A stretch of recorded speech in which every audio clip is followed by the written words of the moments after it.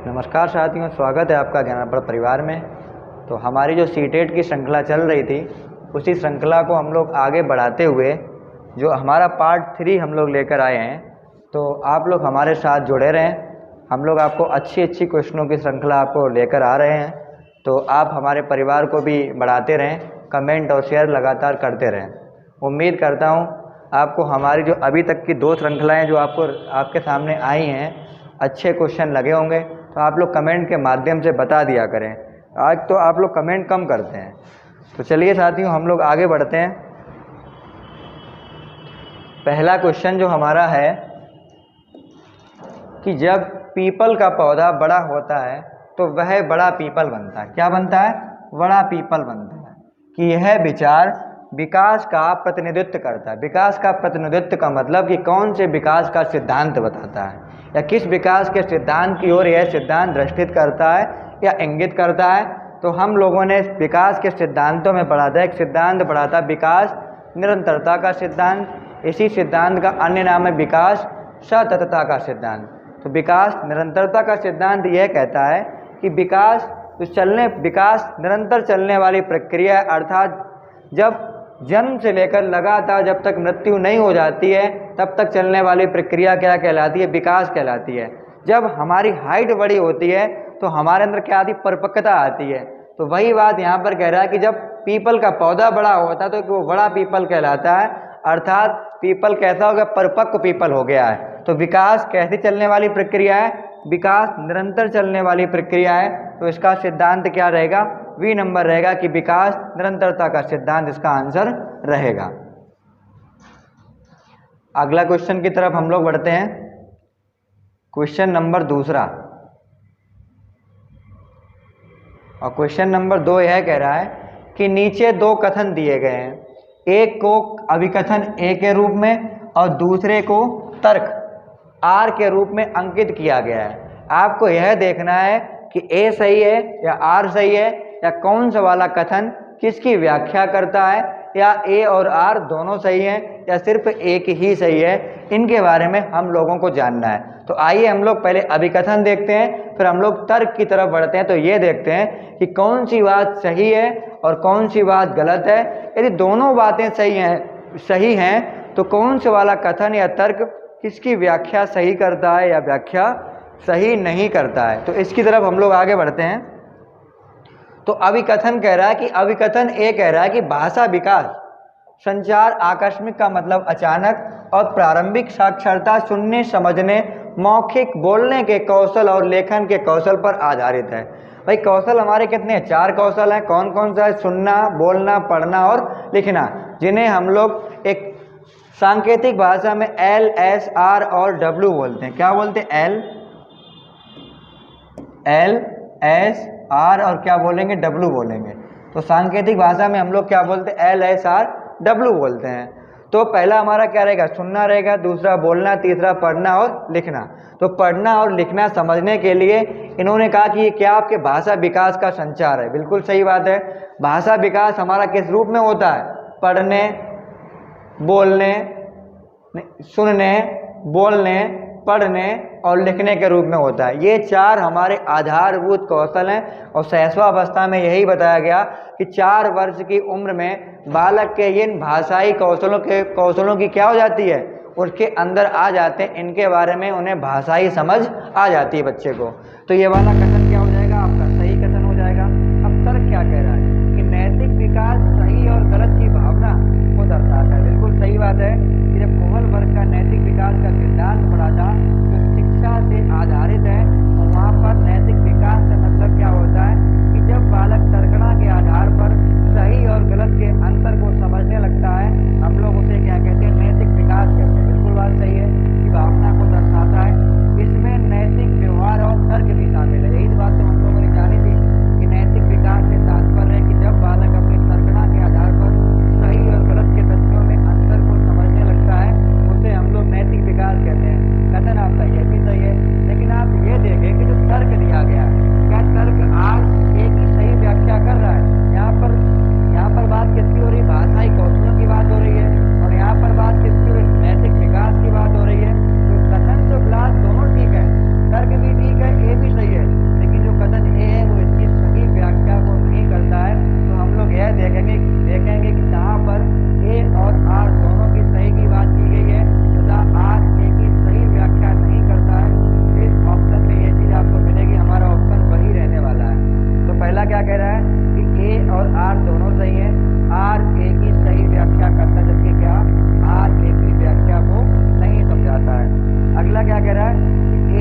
Are दोनों सही हैं, लेकिन आर एक ही सही व्याख्या नहीं करता है, अर्थात हमारा बी नंबर बिल्कुल आंसर सही हो जाएगा।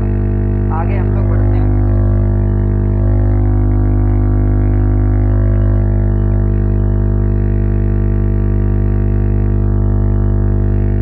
क्वेश्चन नंबर 3, और क्वेश्चन नंबर 3 यह कह रहा है कि एक शिशु अपनी माँ का स्पर्श पाकर मुस्कुराता है। यह प्रक्रिया एक उदाहरण है। हम लोगों ने जब अवस्थाएं पढ़ी थी वहाँ पर हम लोगों ने समझा था कि जब शिशु माँ के गर्भ में कब से आता है, शिशु माँ की गर्भ में जिस दिन से आता है उसे हम लोग गर्भावस्था कहते हैं। और शिशु माँ के गर्भ में 9 महीने तक रहता है। गर्भावस्था को भी 3 अवस्थाओं में बांटा गया था। शिशु जन्म लेता है और जन्म के बाद 3 महीने में अपनी माँ को पहचानने लगता है, और माँ का जो स्पर्श होता है वो शिशु अपनी माँ का स्पर्श को 3 महीने में जानना शुरू कर देता है। तो वो माँ के साथ शिशु का संबंध कैसा हो जाता है, तो माँ के साथ शिशु का संबंध भावनात्मक लगाव के साथ हो जाता है, अर्थात भावनाएं बच्चे की माँ के साथ जुड़ जाती हैं। तो यह संबंध क्या कहलाएगा, भावनात्मक लगाव कहलाएगा। क्या कहलाएगा, भावनात्मक लगाव। तो आंसर क्या रहेगा, सामाजिक और भावनात्मक रहेगा। क्या रहेगा, सामाजिक और भावनात्मक। आगे हम लोग चलते हैं।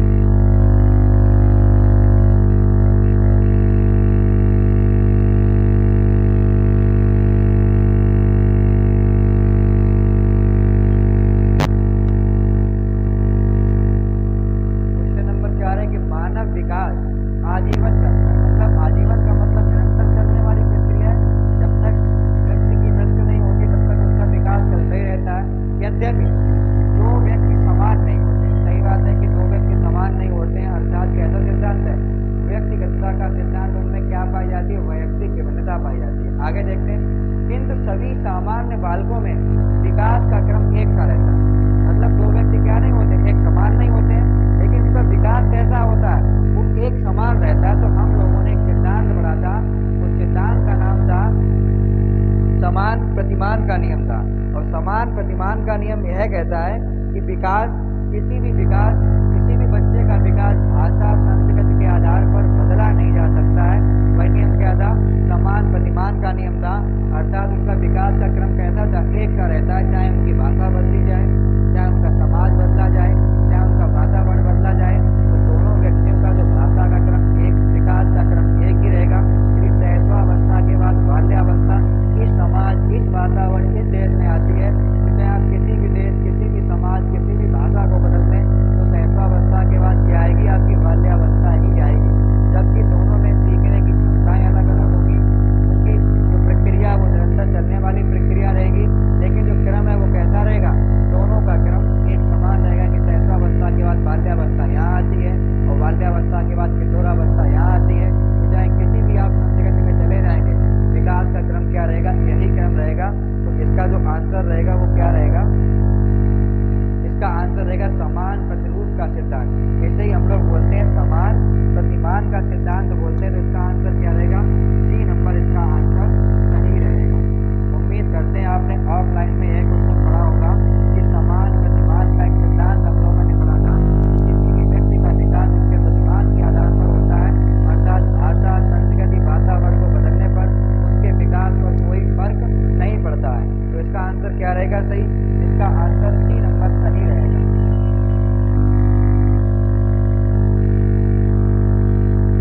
क्वेश्चन नंबर 5 की तरफ हम लोग बढ़ते हैं। 5 नंबर यह कह रहा है कि रीमा एक शहरी इलाके में पली बड़ी। रीमा कहाँ पली बड़ी है, रीमा एक शहरी इलाके में पली बड़ी 3 साल की बच्ची है। वह ठीक से बोल नहीं पाती है। उसके माता पिता दोनों अपने अपने काम में व्यस्त रहते हैं। बच्चे की देखभाल एक घरेलू सहायिका मतलब जिसे हम लोग बोलते हैं आया, कौन करती है, आया करती है, घरेलू सहायिका करती है, जो उसकी अच्छी तरह से देखभाल करती है, लेकिन उससे ज़्यादा बात नहीं करती है। ज़्यादातर समय रीमा को सुला दिया जाता है। रीमा के खराब भाषा विकास के लिए निम्नलिखित में से कौन सा कारक अधिक जिम्मेदार है। अब भाई बताएं, जो रीमा थी उसका अनुवांशिक तो लक्षण बिल्कुल सही थे, उसके माता पिता बिल्कुल सही है, तो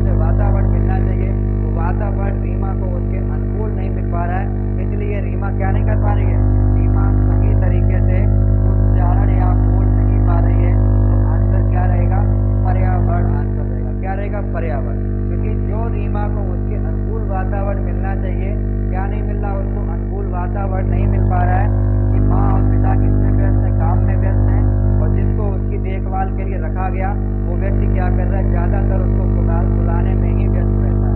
तो क्या नहीं मिल पा रहा है, उसको पर्यावरण नहीं मिल पा रहा है। अगला क्वेश्चन क्या कह रहा है, अगला क्वेश्चन कह रहा है कि एक बच्चा एक ऐसी ध्वनि बोल सकता है जो हर वस्तु और व्यक्ति के लिए सामान्य होती है, जैसे वह पर्यावरण में देखता है जैसे इन्ना, लेकिन बाद में वह वस्तुओं या व्यक्तियों जैसे माँ, पा और इसी तरह के शब्दों का उच्चारण करना शुरू कर देता है। तो यह क्या है, हम लोगों ने भाषा विकास के सिद्धांत पढ़े थे और पहला वहाँ पर सिद्धांत पढ़ा था विकास क्रम का सिद्धांत पढ़ा था। तो विकास क्रम का सिद्धांत ये कहता है कि किसी भी व्यक्ति का विकास कैसे होता है, क्रमानुसार होता है। और उस विकास क्रम के सिद्धांत में हम लोगों ने क्या पढ़ा था, साउंड पढ़े थे। उसमें हम लोगों ने 3 साउंड पढ़े थे। पहला जो साउंड था वो क्विंग साउंड था। क्विंग साउंड का मतलब होता है 3 माह का बालक जब बड़बड़ाना शुरू करता है या किलकारियां देता है, उस साउंड को हम लोग क्या कहते हैं, क्विंग साउंड कहते हैं। क्या कहते हैं, क्विंग साउंड। तो कितने माह का बालक बड़बड़ाना शुरू करता है, तो 3 माह का बालक बड़बड़ाना शुरू करता है, उसे हम लोग क्विंग साउंड कहते हैं। इसके बाद आपका था 6 माह का बालक एक साउंड करता है, जैसे हम लोग कंफर्ट साउंड कहते हैं, और उसमें बालक क्या निकालता, आनंददायक ध्वनियाँ निकालता था।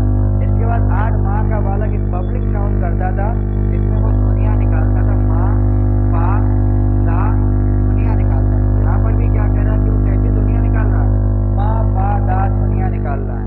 तो यह सिद्धांत किस सिद्धांत की ओर दर्शित करता है, तो देखने विकास कैसे चल रहा है, क्रमानुसार चल रहा है, अर्थात विकास सामान्य से विशिष्ट की ओर जा रहा है। किधर जा रहा है, विकास सामान्य से विशिष्ट की ओर जा रहा है।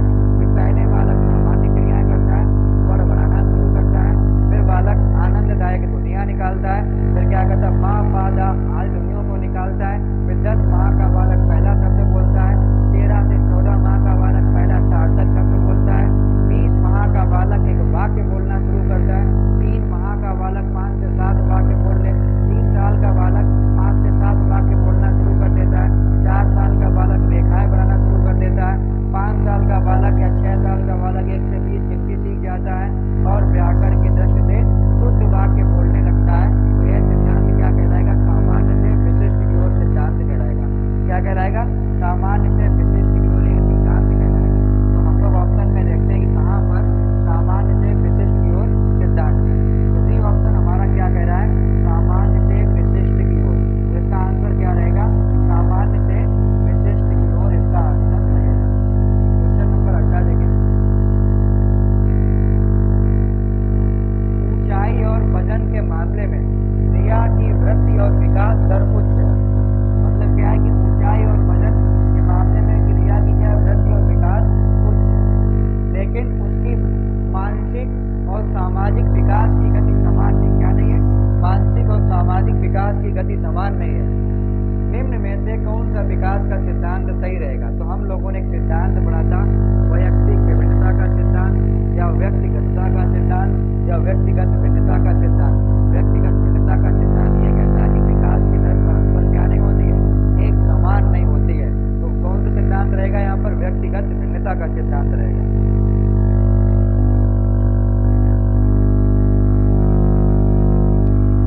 आगे हम लोग चलते हैं, क्वेश्चन नंबर 8। क्वेश्चन नंबर 8 ये कह रहा है कि बच्चे वाक को फूंकना, बड़बड़ाना, एक क्षणिक ध्वनियों से लेकर वाक्य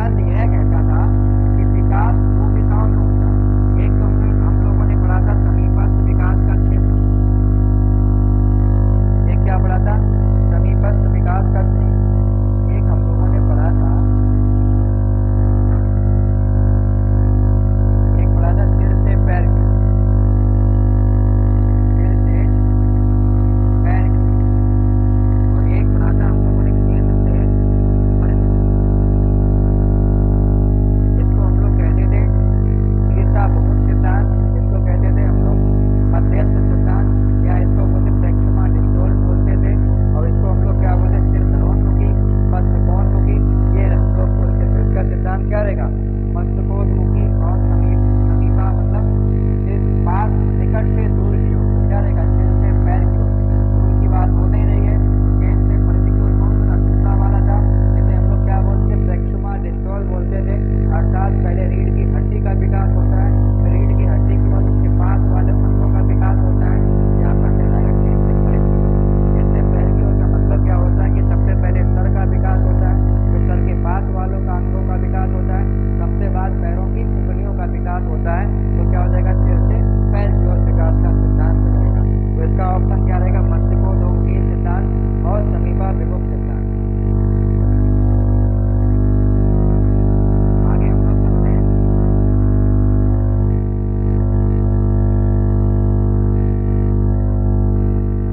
नरेश और मुकेश की आयु समान है, उनके सामाजिक एवं मानसिक विकास में काफी अंतर है। यह विकास के निम्नलिखित किस सिद्धांत के कारण होता है। तो हम लोगों ने एक व्यक्तिगत भिन्नता का सिद्धांत पढ़ा था कि दो व्यक्तियों में रंग, रूप, आकार अर्थात व्यक्तिगत भिन्नता का जो सिद्धांत दिया था वो कार्लसन महोदय ने दिया था।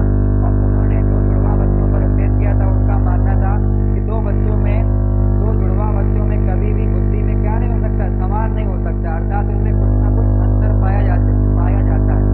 रंग में हो सकता है समान हो, आकार में हो सकता है समान हो, लेकिन उनमें बुद्धि में कुछ ना कुछ अंतर पाया जाता है। इसे क्या कहते हैं, वैयक्तिक विभिन्नता का सिद्धांत कहते हैं। और जिसे किसने दिया था, कार्लसन महोदय ने दिया था, अपनी पुस्तक हेरिडिटी ऑफ जीनियस में दिया था।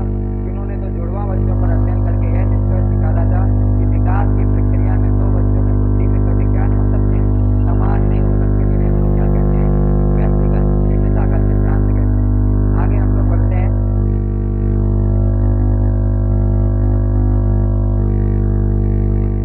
आगे हम लोग पियाजे की तरफ आ गए हैं कि पहला क्वेश्चन ये कह रहा है कि पियाजे के अनुसार बच्चे सभी वर्गों की समस्याओं के लिए तार्किक विचारों को लागू करने में सक्षम है। वर्गों का मतलब कोई भी वर्ग से आप लोग लगा सकते हैं कि समाज के जो वर्ग हैं उनके बारे में, उनकी समस्याओं से भी आप पता लगा सकते हैं। तो उसके लिए हम लोग क्या कहेंगे कि जब बालक इन तार्किक समस्याओं के बारे में सोचना समझना शुरू कर देता है उसे हम लोग क्या कहते हैं, तो उसे हम लोग औपचारिक अवस्था कहते हैं। कि जब बालक तार्किक चिंतन आरंभ करता है, तार्किक में औपचारिक में हम लोगों ने बताया था कि उसके साथ क्या करता है, अमूर्त चिंतन करना शुरू कर देता है। उस अवस्था को हम लोग क्या कहते हैं, औपचारिक अवस्था कहते हैं। तो इसका आंसर क्या रहेगा, सही औपचारिक संक्रियात्मक अवस्था रहेगा। क्या रहेगा, औपचारिक संक्रियात्मक अवस्था रहेगा।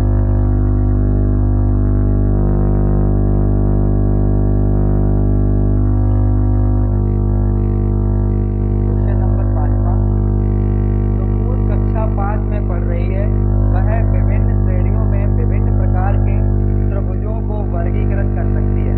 और हम लोगों ने वर्गीकृत के बारे में वर्गीकृत कर सकती है, लेकिन उसे बाहरी कोण के लिए अमूर्त प्रमाण को समझने में कठिनाई होती है।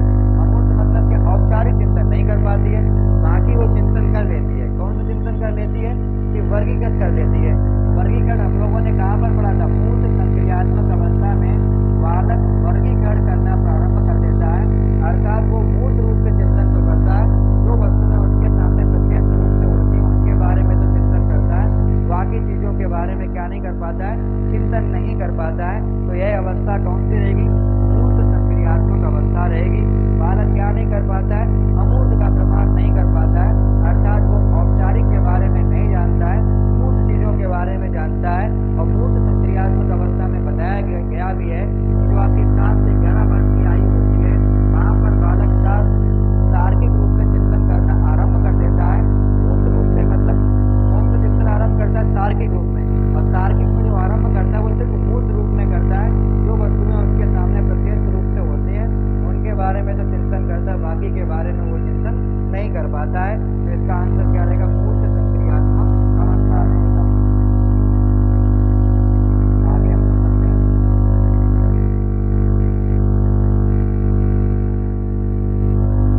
अगला है, बच्चे को तर्क संगत नहीं है। बच्चे का तर्क है कि तर्क संगत नहीं है और व्यवस्थित तर्क के बजाय यहाँ पर होना चाहिए अंतर्ज्ञान। क्या होगा, अंतर्ज्ञान पर आधारित है। कि बच्चे का जो तर्क है वो किस पर आधारित है, अंतर्ज्ञान पर आधारित है। ध्यान करें, हम लोग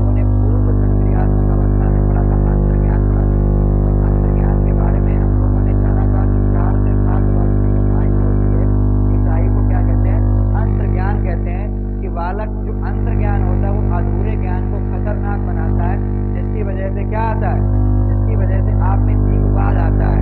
अर्थात जैसे हम लोगों ने देखा है कि छोटे बच्चे होते हैं, छोटे बच्चे शक्तिमान को देखते हैं और वो क्या समझते हैं कि जब भी उंगली को घुमाते हैं और क्या होता है कि इंसान उड़ना शुरू हो जाता है। बच्चे भी ऐसा करते हैं कि बच्चा क्या है, बच्चा तर्क ये कर रहा है कि आप उंगली घुमाएंगे तो क्या करेंगे, आप भी उड़ना प्रारंभ हो जाएंगे। जबकि क्या ऐसा रियल लाइफ में कहीं संभव नहीं है कि आप उंगली को घुमाएं और उड़ना प्रारंभ हो जाए। अर्थात बच्चे में क्या अंतर ज्ञान है और अंतर ज्ञान क्या करता है, अधूरे ज्ञान को खतरनाक बनाता है। और ये कहाँ पर बताया गया, पूर्व संक्रियात्मक अवस्था में अंतर ज्ञान के बारे में बताया गया। तो अंतर ज्ञान कहाँ पर रहेगा, पूर्व संक्रियात्मक अवस्था में रहेगा।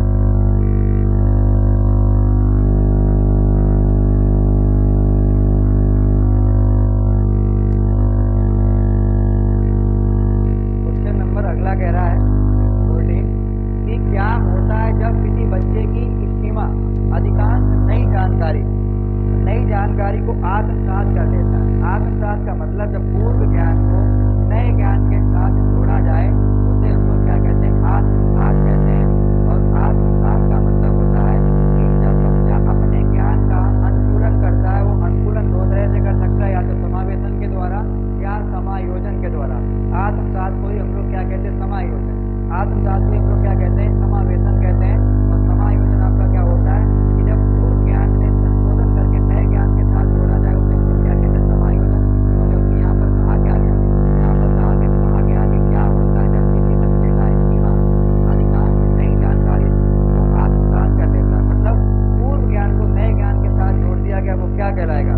तो हम लोगों ने पढ़ा था आत्मसातीकरण या समावेशन कहलाता है। और यहाँ पर पहला क्या दिया गया, समायोजन। और समायोजन को पियाजे साहब ने क्या बताया था, ये पूर्व ज्ञान में संशोधन करना पड़ता है। ये पहले जो भी आपने सीखा था और नए ज्ञान में वो चीज क्या दे रहा है, बाधा दे रही है, तो हमें क्या करना पड़ता है, तो वो पहले वाले ज्ञान में हमें संशोधन करना पड़ता है, उसे हम लोग कहते हैं समायोजन। समायोजन तो रहेगा नहीं, दमन तो कभी, दमन की तो बात पियाजे साहब ने की ही नहीं है। अगला क्या बचा, सामनीकरण। सामनीकरण क्या होता है, सामनीकरण कहते हैं पूर्व ज्ञान को नए ज्ञान के साथ जोड़कर सीमा के साथ एकीकरण करते हैं, उस चीज को हम लोग क्या कहते हैं, सामनीकरण कहते हैं। तो सामने क्या रहेगा, सही सामनीकरण रहेगा। तो आगे क्वेश्चन की तरफ हम लोग बढ़ते हैं।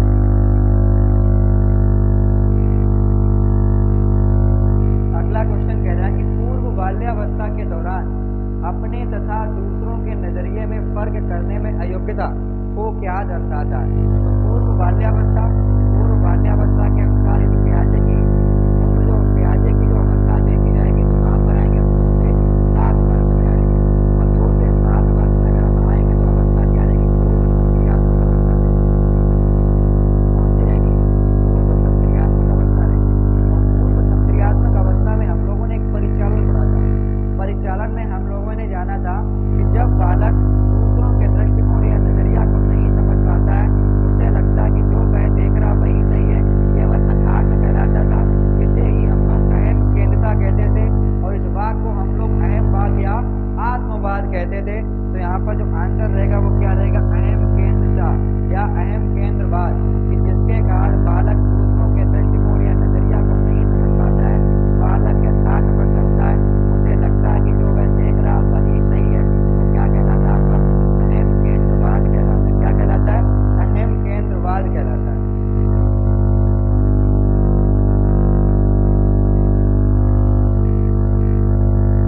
आगे की तरफ, बच्चे अवस्था में ऐसी गतिविधियों में शामिल होने में सक्षम हो जाते हैं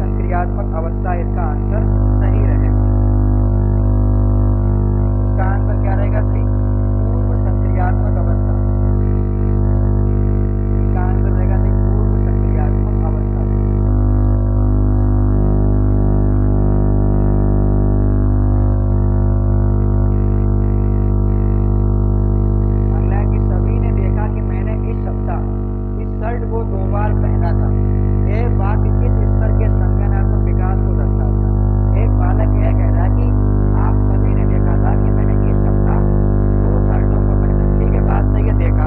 आप बालक कैसा चिंतन कर रहा, आप सामने वाले बालकों के सामने वो कह रहा है कि आप सभी ने देखा होगा कि मैंने एक सप्ताह 2 शर्टों का प्रयोग किया। अब भाई यहाँ पर कैसा चिंतन कर रहा कि कुछ बालक ये नहीं कह सकते कि भाई मैंने तो नहीं देखा था आपने पहना या नहीं पहना। कुछ बालक कहेंगे हाँ मैंने देखा था कि आपने भाई 2 शर्टों को पहना था। तो क्या हो रहा कि भाई देखा तो कब था, तो भाई सप्ताह में किसी दिन पहना होगा तब देखा होगा, लेकिन आज वो चिंतन कर रहा है, वो कौन सा कर रहा है, अमूर्त चिंतन कर रहा है कि हाँ भाई आपने पहना तो था, मैं कल्पना कर रहा हूं कि आपने एक बार इस हफ्ते में 2 शर्टों को पहना था। तो यह चिंतन कैसा हो जाएगा कि जब देखा तो मूर्त हो गया। अब आज उसके सामने तो है नहीं, आंखों से ओझल है, फिर भी वो चिंतन कर रहा है, तो कौन सा कहलाएगा, अमूर्त चिंतन कहलाएगा। और बालक मूर्त के साथ जब अमूर्त चिंतन करता है, उस चिंतन में कहां पर अवस्था होती है, औपचारिक संक्रियात्मक अवस्था कहते हैं। कौन सी कहते हैं, औपचारिक संक्रियात्मक अवस्था। तो इसका आंसर क्या रहेगा सही, इसका आंसर रहेगा औपचारिक संक्रियात्मक अवस्था रहेगा। Question number 18। और क्वेश्चन नंबर 18, एक बच्चा कहता है कि माँ आज सूरज उदास है, वह निम्नलिखित में से पूर्व संक्रियात्मक चिंतन की किस सीमा की ओर संकेत करता है? भाई देखा होगा कि हम लोगों ने जब परिचालन पूर्व संक्रियात्मक अवस्था पढ़ रहे थे, वहां पर हम लोगों ने जीववाद पढ़ा था। जीववाद में यह बताया गया था कि बालक सजीव और निर्जीव में क्या नहीं कर पाता, अंतर नहीं कर पाता है।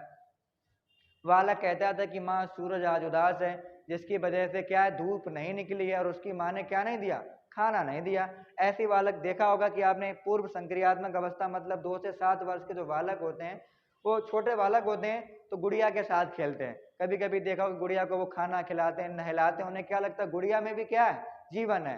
तो वो क्या सजीव और निर्जीव में जब अंतर नहीं कर पाते हैं, वो अवस्था कहलाती है जीववाद। और जीववाद आता किसकी वजह से है, तो जीववाद अहम केंद्रता की वजह से आता है। बालक दूसरों के दृष्टिकोण या नजरिया को नहीं समझ पाता है, जिसकी वजह से वो अहम बात करता है, और उसी के कारण बालक में क्या आता है, जीववाद आता है। तो इसका आंसर क्या रहेगा, जीववाद रहेगा। और जीववाद इसमें कहीं पर भी दिया नहीं गया, ऑप्शन में है नहीं, तो इसमें क्या रहेगा, आत्मवाद रहेगा। क्या रहेगा, आत्मवाद रहेगा। आत्मवाद कहीं पर होगा भाई, अहम केंद्रता तो वो होगा, लेकिन जो वाक कर रहा है वो क्या कह रहा है, कहेगा अहम वाक या आत्मवाद कहलाएगा। तो इसका आंसर क्या रहेगा, आत्मवाद रहेगा। क्या रहेगा इसका, आत्मवाद।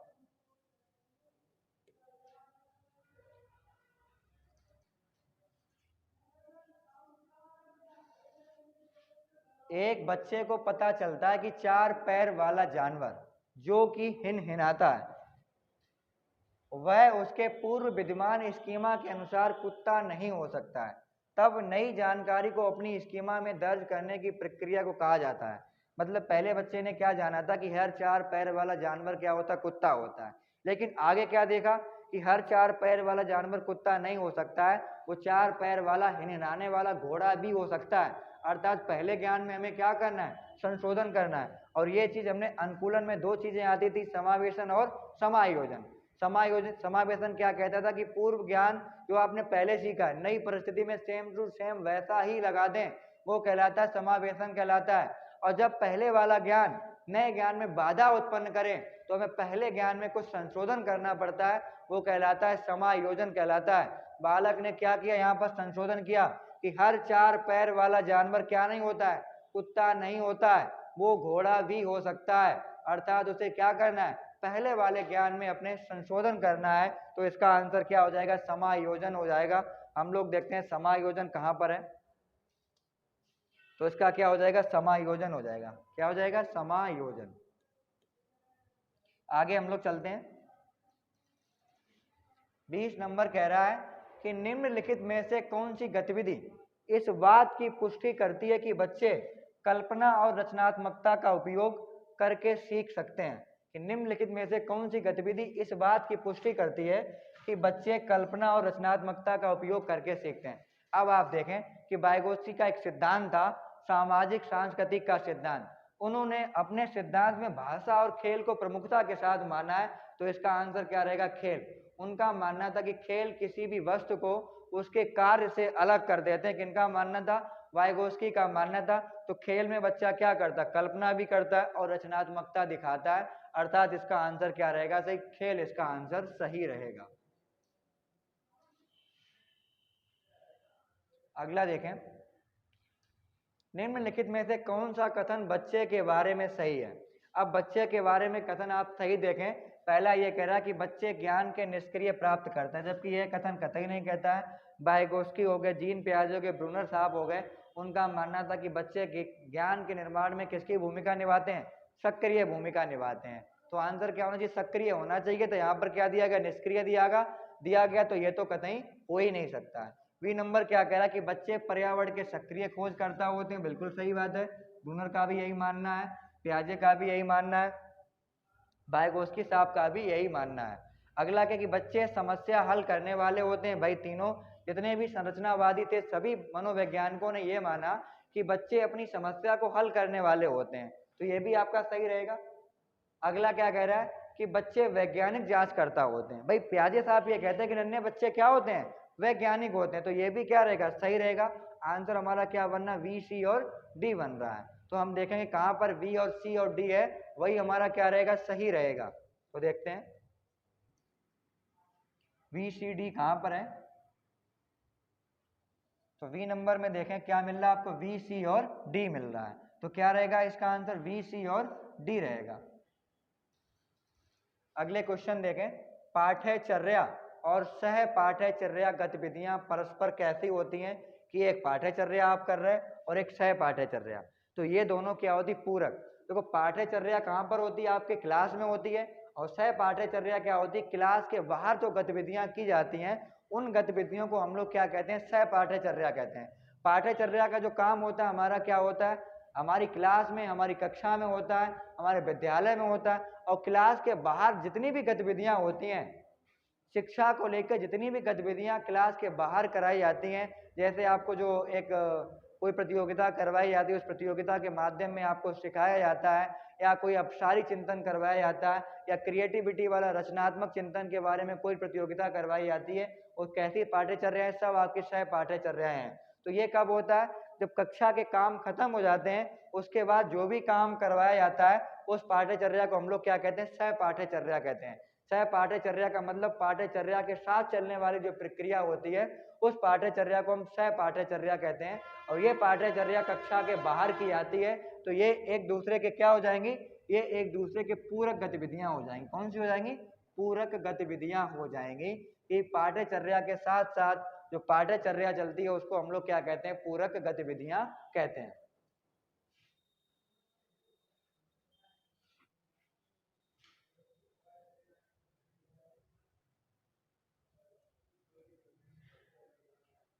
अगला देखें, प्रत्यक्ष निर्देश का सबसे अच्छा उपयोग तब होता है जब शिक्षक निम्नलिखित में से कौन सा कार्य करते हैं। बुनियादी कौशल, भाई एनसीएफ 2005 ने बुनियादी का कौशल की बात, बुनियादी का मतलब जरूरत के अनुसार, भाई जैसी आपको जरूरत है वैसे आपको कौशल आपके लिए अपनाए जाएं। बुनियादी कौशल का मतलब होता है कि जीवन से जुड़े हुए कौशल, जो भी आप दैनिक जीवन में आप प्रयोग करते हैं उनके साथ यदि आपको जोड़कर सिखाया जाता है, वो सीखना कैसा माना जाता है, आसान कौशल माना जाता है। कि जैसी आपको जरूरत है, बुनियादी रूप में जरूरत है, वैसा आपको सिखाया जाए। तो बुनियादी तो बहुत अच्छा है। इसके बाद देख लें शायद इससे अच्छा कोई मिल जाए। तो क्या उनके छात्रों ने गणित की समस्या को हल करने के लिए कई विधियों की खोज की, ये इतना अच्छा नहीं है। निर्देश की बात हो रही है तो बुनियादी कौशल ही सबसे अच्छा रहेगा। लेकिन फिर भी हम लोग सी की तरफ भी देख लेते हैं कि कला में अपनी रचनात्मकता को परिष्कृत करने के लिए अपने छात्रों को प्रोत्साहित करना। तो सबसे अच्छा क्या रहेगा कि भाई ये दोनों बातें किसमें समाहित हो रही हैं, बुनियादी कौशल में ये दोनों बातें समाहित हो रही हैं। तो इसका आंसर क्या रहेगा, बुनियादी कौशल रहेगा। अर्थात बालक को मूलभूत सुविधाओं के साथ परिचित करवाना या उनकी जो दैनिक जीवन से जुड़ी हुई समस्याओं को हल करते हुए उन्हें सिखाना क्या कहलाएगा, बुनियादी कौशल कहलाएगा। नीचे की जो भी बातें वो बुनियादी कौशल में शामिल हो रही हैं, तो इसका आंसर क्या रहेगा, सही बुनियादी कौशल इसका सही रहेगा।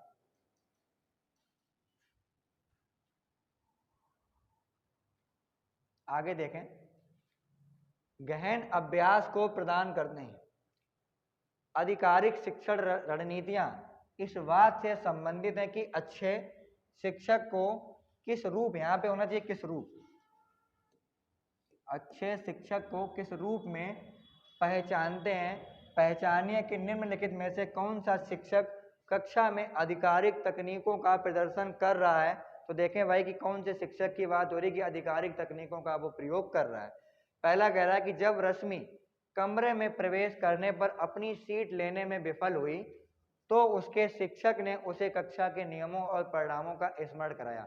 जबकि एनसीएफ 2005 ये कहता है कि आपको क्या नहीं करना, रटंत प्रणाली से आपको दूर रखना है। तो ये तो कभी हो ही नहीं सकता कि हमें कहाँ चलना है, रटने से बिल्कुल दूर जाना है। और ये क्या करवा रहे हैं, स्मरण करवा रहे हैं, मतलब याद करवा रहे हैं। तो ये तो हो ही नहीं सकता है।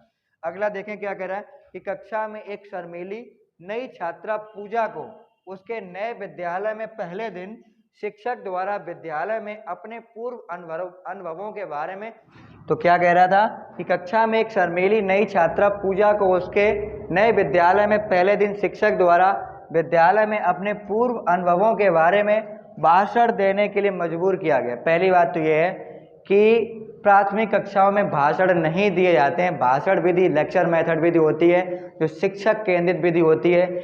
इस विधि का प्रयोग हम लोग उच्च कक्षाओं में करते हैं। दूसरी बात क्या कह रहा है कि बच्चे को मजबूर किया गया। एनसीएफ 2005 ये कहता है कि आप ना ही बच्चे को मानसिक दंड देंगे ना ही शारीरिक दंड देंगे।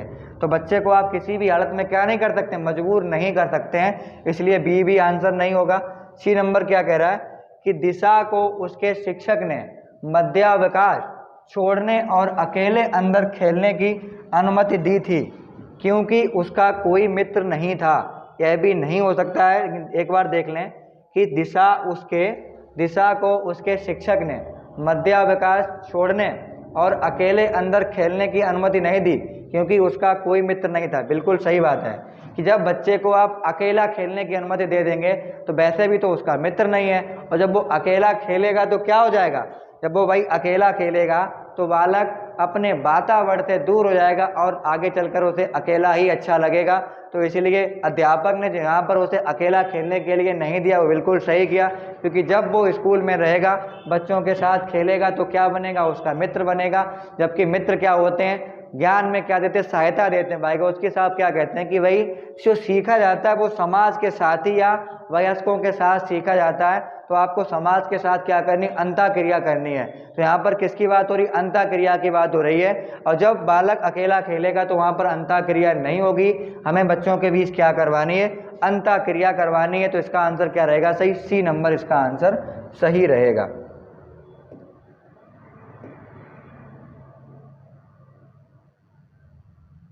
सी नंबर इसका आंसर सही रहेगा।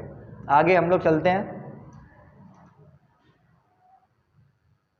क्वेश्चन नंबर 25 कह रहा है, अभिकथन ये कह रहा है कि एक शिक्षिका को अपनी कक्षा में चर्चा विधि व्यवहारिक विषय वस्तु का उपयोग करना चाहिए। बिल्कुल सही बात है कि कोई भी शिक्षक या शिक्षिका अपनी कक्षा में उसे क्या करना चाहिए, चर्चा विधि और व्यवहारिक विषय के बारे में। व्यवहारिक का मतलब जो बालक के मूर्त रूप में जो चीज़ें या परिवेश के साथ या दैनिक जीवन में जो चीज़ें जुड़ी हुई हैं उनके बारे में, उनकी उन वस्तुओं का उपयोग करें। और साथ ही साथ किसका प्रयोग करें, चर्चा विधि का उपयोग करें। ये कथन बिल्कुल सही है। तर्क क्या कह रहा है, तर्क को हम लोग पढ़ लें।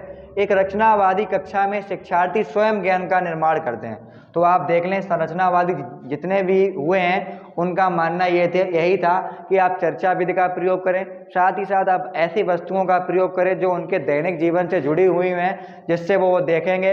पियाजे साहब यही कहते थे कि आप बच्चों को एक खिलौना दे दें, बच्चा क्या करेगा, उसको तोड़ेगा, मरोड़ेगा, फिर उसको वापस जोड़ेगा। तभी उन्होंने कहा था कि नन्हे बच्चों में क्या होती है, वैज्ञानिक क्षमता होती है। तो बच्चे कैसे होते हैं, ज्ञान के निर्माण में सक्रिय भूमिका निभाते हैं। अतः रचनावादी कक्षा शिक्षार्थी में क्या करते हैं, स्वयं ज्ञान का निर्माण करते हैं। तीनों रचनावादियों का मानना था कि एक ज्ञान के निर्माण में बच्चे कैसी भूमिका निभाते हैं, सक्रिय भूमिका निभाते हैं। तो कथन आर भी सही है, लेकिन आर कथन एक ही कैसी व्याख्या कर रहा है, सही व्याख्या कर रहा है।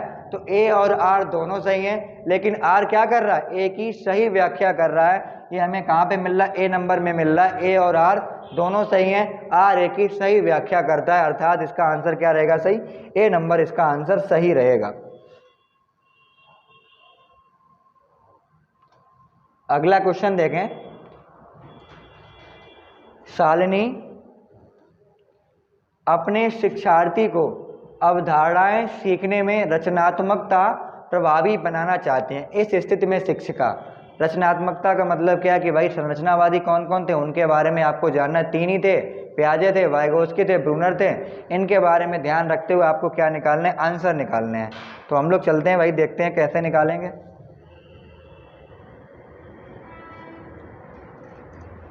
ऑप्शन नंबर देखें, ए क्या कह रहा है कि उन्हें अधिक से अधिक कार्य सौंपेंगे। ये इतना अच्छा कुछ भी नहीं कह रहा कि भाई आप अधिक से अधिक कार्य सौंपेंगे। अगला क्या कह रहा है कि छात्रों के बीच वे कार्य सौंपेंगे जिसके लिए समस्या समाधान सोच की आवश्यकता होती है। ये बिल्कुल हो सकता है, लेकिन आगे देख लें शायद इससे अच्छा हो कि उन कार्यों को सौंपेगी जिनके लिए अधिक कड़ी मेहनत की आवश्यकता हो। कि भाई कड़ी मेहनत का मतलब अभ्यास, और ज़्यादा मेहनत या अभ्यास से आपके कौन से डेवलप होते हैं, आपके हस्त कौशल डेवलप होते हैं। ये किसने कहा था, व्यवहारवादियों ने कहा था। तो ये तो बात नहीं हो सकती है। डी नंबर देखें क्या कि उन्हें एक जटिल कार्य सौंपेंगे। जटिल कार्य की किसने, भाई कोई भी काम एक साथ दे दें। इनकी बात थी, संज्ञानवादियों की बात थी। संरचनावादी तो ये बात कहते थे कि भाई करके सीखने पर जोर दें और ऐसे कार्य दें जिससे वो अपनी समस्या समाधान के लिए अपनी सोच को क्या करें, विकसित करें। ये किसने कहा था, संरचनावादियों ने कहा था। तो इसका आंसर क्या रहेगा, इसका आंसर बी नंबर रहेगा। उनको ऐसे कार्य सौंपे जाएं जिसमें समस्या समाधान सोच की आवश्यकता होगी। ऐसे कार्य देंगे तो बच्चे क्या करेंगे, अपने ज्ञान का निर्माण स्वयं के द्वारा करेंगे।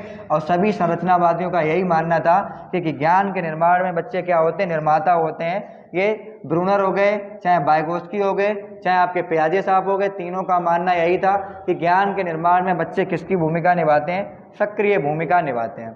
अगला क्वेश्चन कह रहा है कि निम्नलिखित में से कौन सी शिक्षक रणनीति गुणवत्तापूर्ण प्रतिपुष्टि दिए जाने के बाद छात्रों को अपने स्वयं के अधिगम को बढ़ाने में सबसे अच्छी मदद करेगी। तो देखें भाई, पहला क्या कह रहा है, अध्ययन की प्रत्येक इकाई के अंत में अभ्यास कार्य देना और कौशल का पुनर्मूल्यांकन करना हो सकता है। आगे देखें इसको भाई, अभी आगे देखेंगे हम लोग। अगला कह रहा है छात्रों को साथियों से मिलने और अपने काम को नियमित रूप से अपने समय पर ठीक करने के लिए। ये भी हो सकता है, लेकिन आगे और देख लें शायद इनसे अच्छा कुछ मिल जाए।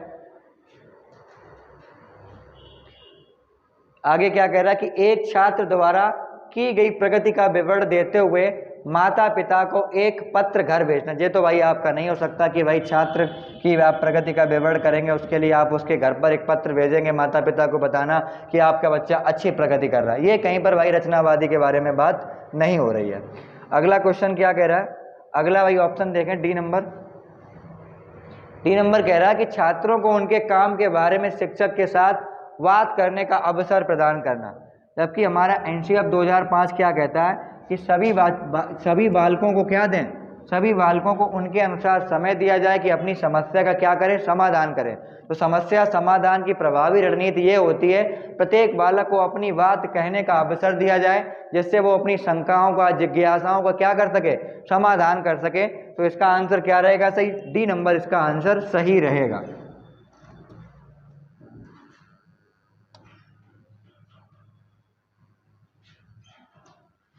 क्वेश्चन नंबर 28,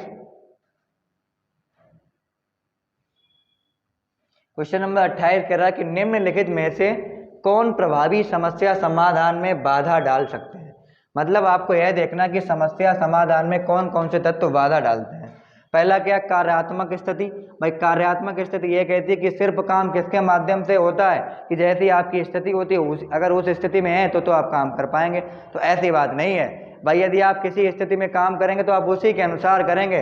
तो भाई क्या समस्या समाधान में स्थिति आपकी बाधा डालती है कि यदि आपकी परिस्थिति अच्छी नहीं है तो आप क्या सोचते हैं कि भाई हमारी स्थिति नहीं ऐसी है, काम करने लायक नहीं है, हमारे पिताजी हमारे ऊपर पैसा नहीं खर्च कर सकते हैं, इसलिए मैं ये काम नहीं करूँगा। तो वो आपकी मानसिक सोच में क्या डालती है, आपकी स्थिति बाधा डालती है। अगला देखें कि एक प्रतिक्रिया समूह, वाकई में प्रतिक्रिया समूह भी आपके काम करने में क्या डालता है, भाई समस्या समाधान में बाधा डालता है। अगला क्या, भावनात्मक प्रतिक्रियाएं। भावनात्मक मतलब संवेग, और भाई आपके संवेग भी आपको काम करने में क्या डालते, बाधा। जो व्यक्ति ज़्यादा भावनात्मक होता है वो व्यक्ति काम कभी अच्छे से नहीं कर सकता है। इसीलिए ऑप्शन क्या रहेगा, ए, बी और सी तीनों सही रहेगा।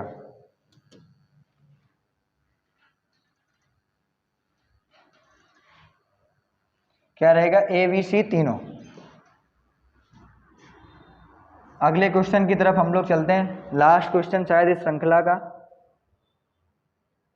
निम्नलिखित में से शिक्षक केंद्रित दृष्टिकोण की विशेषता नहीं है। आपको यह देखना कि कौन सा ऐसा दृष्टिकोण है जो शिक्षक केंद्रित की विशेषता नहीं है। शिक्षक केंद्रित का मतलब क्या होता है, जिसमें छात्र निष्क्रिय रहेगा और शिक्षक क्या रहेगा, सक्रिय रहेगा। तो पहला क्या कह रहा है कि छात्र शिक्षक द्वारा दिए गए श्रुति लेख को लिखते हैं। भाई अब शिक्षक बोल रहा है और छात्र लिख रहे हैं, तो उसमें सक्रिय कौन है, शिक्षक तो सक्रिय है लेकिन छात्र निष्क्रिय है। तो ये कौन सा केंद्रित हो गया, शिक्षक केंद्रित हो गया, बिल्कुल सही बात है। अगली रणनीति क्या कह रहा है कि छात्र समूहों में मिट्टी और कागज का उपयोग करके विभिन्न मॉडल विकसित करते हैं। अब मॉडल विकसित कौन कर रहा है, छात्र कर रहा है, तो सक्रिय कौन हो गया, छात्र हो गया। तो ये कौन सी विधि होगी, छात्र केंद्रित विधि हो गई। जबकि पूछ क्या रहा है कि कौन सा ऐसा पॉइंट है जिसमें शिक्षक केंद्रित नहीं है, यहाँ पर केंद्रित कौन है, छात्र केंद्रित है। तो आंसर भी कौन सा रहेगा, बी रहेगा सही। इसका क्या कह रहा है, केवल बी रहेगा सही। कौन सा रहेगा, केवल बी। आज की सीरीज हमारी यहीं पर ख़त्म होती है। मिलते हैं हम लोग आपको अच्छे क्वेश्चनों के साथ अगली श्रृंखला में। आप हमारे परिवार के साथ जुड़े रहें और अन्य साथियों को भी जोड़ें। हमारा परिवार बढ़ेगा तो आपकी सफलता भी, आपका भी कहीं ना कहीं आपका हाथ होगा कि भाई ज्ञानार्पण परिवार को बढ़ाने के लिए। नमस्कार साथियों, धन्यवाद साथियों।